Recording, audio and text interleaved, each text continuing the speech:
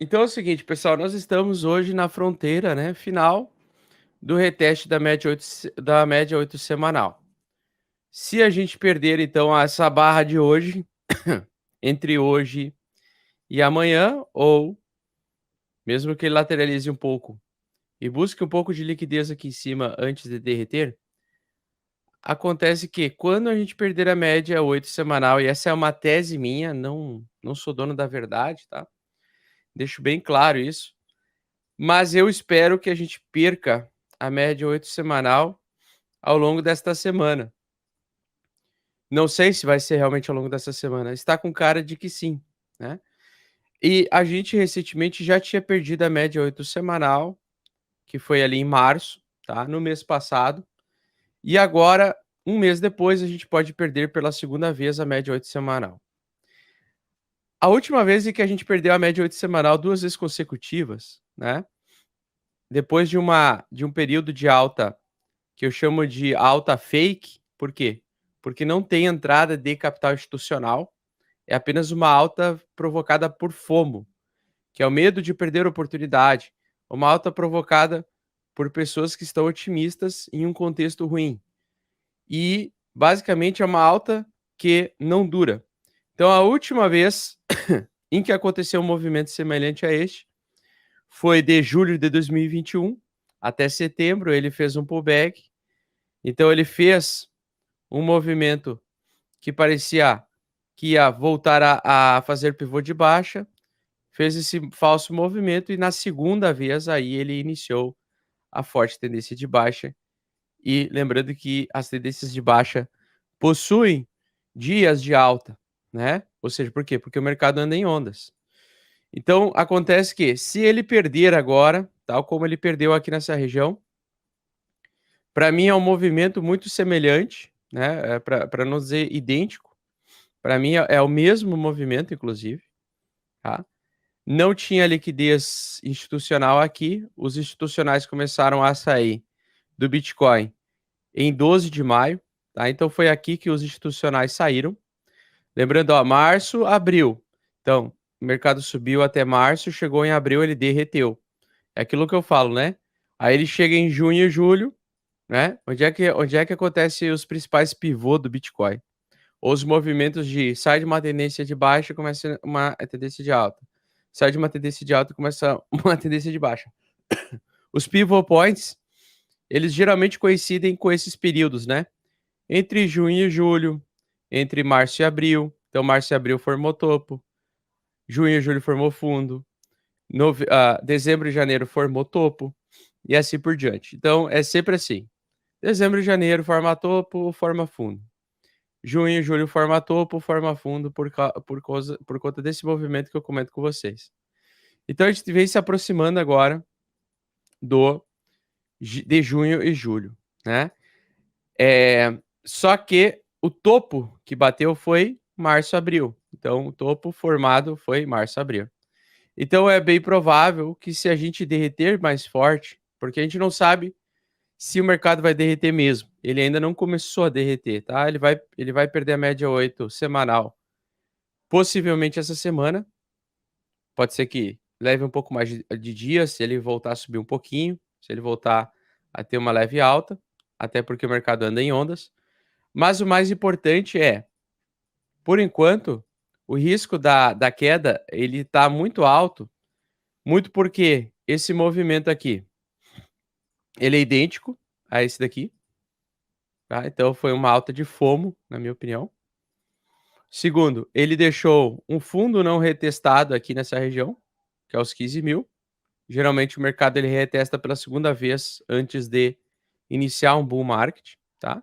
Então sim, eu acredito que lá no futuro, lá na frente, não sei se vai ser ainda esse ano ou no outro ano, bater os 12 mil dólares eu acredito que vai acontecer, até porque ele vai vir para retestar esse fundo aqui e muitas vezes ele pode ultrapassar o fundo anterior, tá? E porque esse movimento de FOMO gerou esta perna de baixa.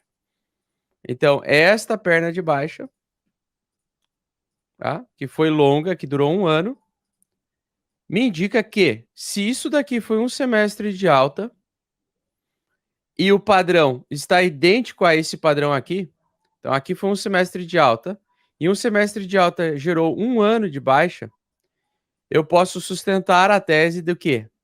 Bom, se essa alta aqui foi um trimestre, e se ela perder a média 8 semanal, né, então perder este canal de alta, ou seja, ele não perdeu ainda o canal de alta, tá? Isso é importante frisar. O Bitcoin ainda não perdeu a alta de curto prazo. Então, se ele perder, a gente tende a ter um movimento de baixa de 6 meses. Tá?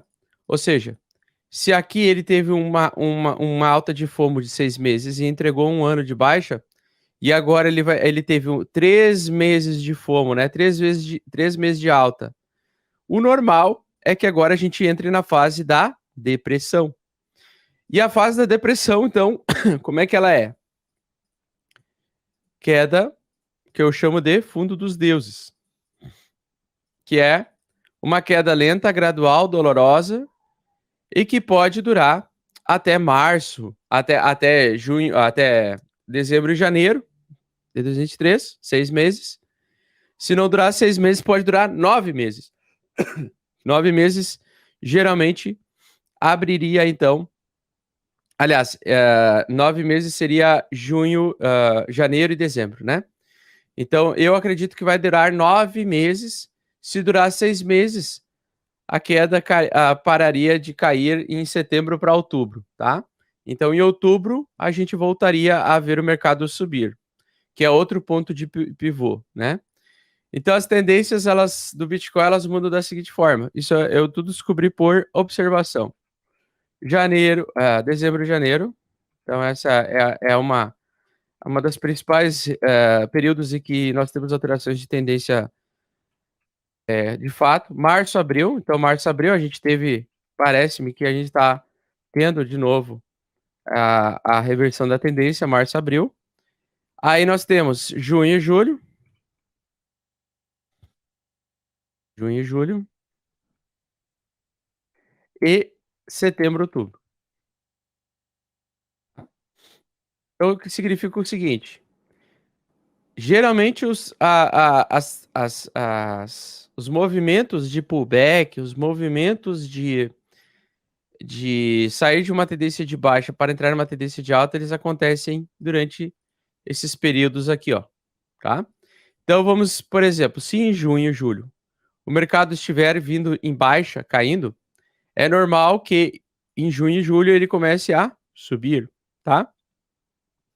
A mesma coisa se em de setembro a outubro o mercado continua caindo, ou seja, ele começou a cair em março para abril, continuou caindo de junho e julho, ou seja, ele não transitou, não fez o pivô, não fez a reversão majoritária de tendência em junho e julho, ele vai evoluir então para a próxima data, setembro, outubro. Aqui seria 6 meses de baixa.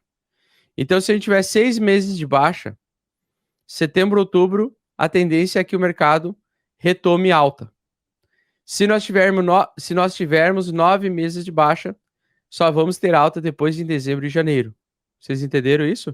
Então, de março para abril, saímos de uma tendência de alta ou de uma alta de FOMO para quedas, certo? Março estava subindo, chegou em abril, começou a cair. Começou a cair abril, maio, junho, chegou em junho, julho. Se ele continuar caindo, aí a próxima possibilidade dele fazer retomada é setembro, outubro. Então aumenta-se a probabilidade sempre no ciclo seguinte.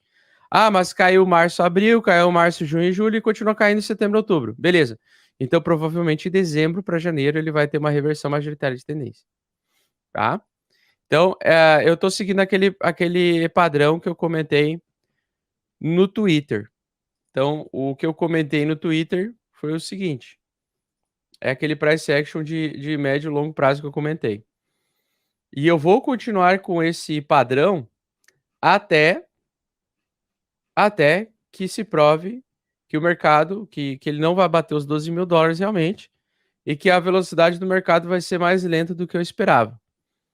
Mas para mim, o price action de longo prazo, ele vai ser esse daqui. Então, vamos pegar a chanela aqui. Aqui, ó, né? Então, por enquanto, o padrão de price action é esse aqui. Bitcoin retestar os 32 mil, não chegou nos 32 mil, bateu 31.500. Bate 31.500. Ele agora perde a média 8 do semanal novamente, cai. Eu até comentei aqui o passo a passo, né? Mas até final do ano ele pode chegar em dezembro e janeiro aos 12 mil dólares, se ele tiver 9 meses de baixa, né? Até os 12 mil dólares. Se ele tiver uns 6 meses de baixa, até o setembro, outubro, ele pode bater os 15 mil dólares de unidade. E aí minha expectativa é ver no indicador MACD semanal a virada das médias apontando para baixo e fazendo um topo ou um fundo mais alto do que o fundo anterior e no gráfico um fundo mais baixo do que o fundo anterior. Então vamos retomar agora aqui. Tá? Eu quero só fazer aqui um convite especial para vocês. Nós vamos lançar a segunda turma do Crypto Blinders. Crypto Blinders aí que possui o mestre das carteiras, mestre das on-chain, mestre de gerenciamento de risco, mestres da alavancagem. Então existem vários cursos lá dentro.